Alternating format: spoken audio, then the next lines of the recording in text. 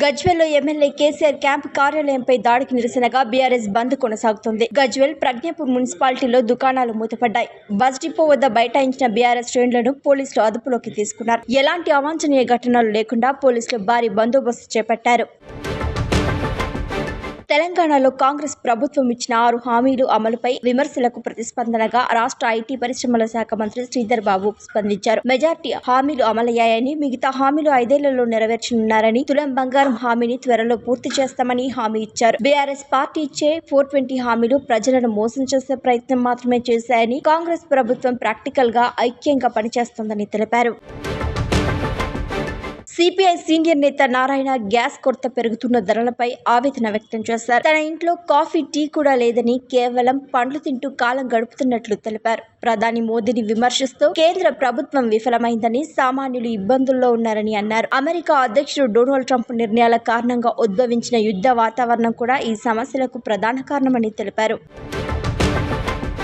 Congress party పాకిస్తాన్తో సంబంధాలు నెరుపుతున్నట్టు దేశ ప్రధాని మోదీ తీవ్ర విమర్శలు చేశారు. ప్రతిపక్షం వ్యవహరిస్తున్న తీరుకు ఇప్పటికే పలుమార్లు భారీ మూల్యం చెల్లించుకోవాల్సి వచ్చిందని విమర్శించారు. ఆపరేషన్ సింధూర్ సమయంలో కూడా కాంగ్రెస్ పాక్ పాటే పాడిందని, ఈ సంబంధం ఇప్పటిది కాదు, ఎప్పటి నుంచో సాగుతోందని, ఇది జాతీయ భద్రతను తీవ్రంగా దెబ్బతీస్తోందని మోదీ పేర్కొన్నారు.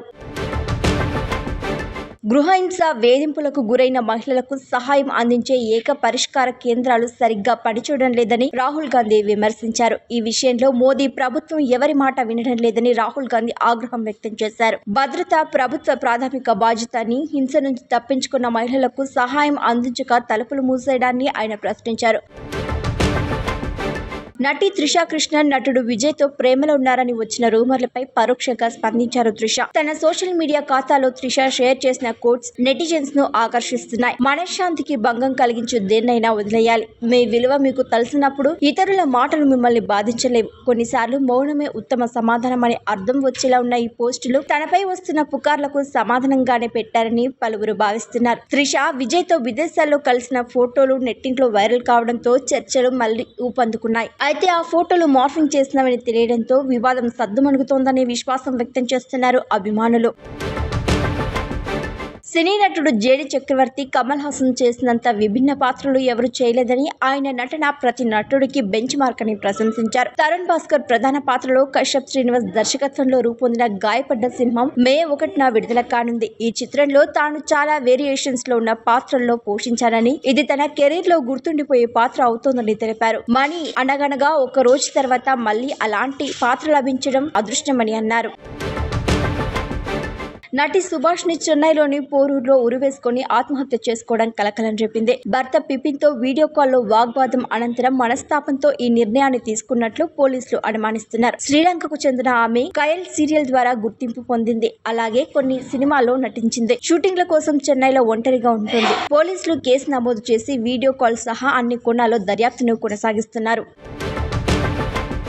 పశ్చిమాసియాలో ఉద్రిక్తతల మధ్య అమెరికా అధ్యక్షుడు డొనాల్డ్ ట్రంప్ ఇరాన్ కుర్దులపై అసంతృప్తి వ్యక్తం చేశారు. నిరసనకారులకు చేరవేయాలని అమెరికా పంపిన ఆయుధాలను కుర్దులు తమ వద్దే ఉంచుకున్నారని ఆయన వ్యాఖ్యలు చేశారు. ఆర్థిక సంక్షోభంతో ఇరాన్లో నిరసనలు చెలరేగగా ప్రభుత్వాన్ని బలహీనపరిచే ట్రంప్ ప్రయత్నాలు విఫలమయ్యాయని తెలుస్తోంది. పశ్చిమాసియా ఉద్రిక్తతలను తగ్గించేందుకు కొన్ని దేశాలు ముందుకొచ్చి మధ్యవర్తిత్వం వహించనున్నాయి. అమెరికా, ఇరాన్ మధ్య చర్చలకు పాకిస్తాన్, ఈజిప్ట్, తుర్కీ దేశాలు మధ్యవర్తిత్వం చేయనున్నాయి. ఈ దేశాలు 45 రోజుల కాల్పుల విరమణ, హార్ముజ్ జలసంధి తెరవడం వంటి ప్రతిపాదనలు ముసాయిదాలో ఉంచాయి. అయితే తాత్కాలిక ఒప్పందం కోసం హార్ముజ్ ను తెరవబోమని ఇరాన్ స్పష్టం చేసింది. ఈ ప్రణాళికపై ఇంకా ఇరు దేశాలు అధికారిక ప్రకటన చేయలేదు.